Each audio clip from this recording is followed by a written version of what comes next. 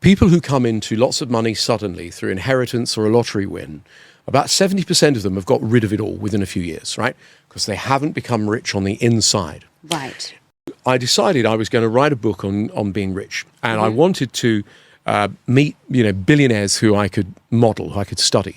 One of the people I modeled was Sir David Barclay, again, a self-made billionaire. He's no longer with us. On this journey, Paul, you're going to meet people who are wealthy, but they're not rich.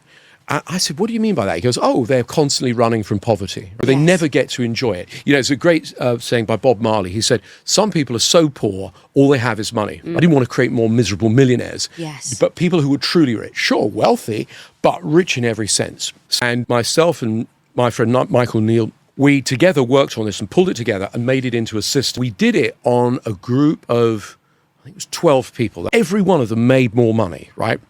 But one of them went from being quite a modest earner in just over a year to being a millionaire. Wow. Like, so he had all these resources and assets that he didn't realize because he wasn't thinking rich. See, I don't think of poor people and rich people. I think of poor thinkers and rich thinkers, right? Right. Poor thinkers are, they're in lack, they're surviving, whereas rich thinkers think in terms of possibility.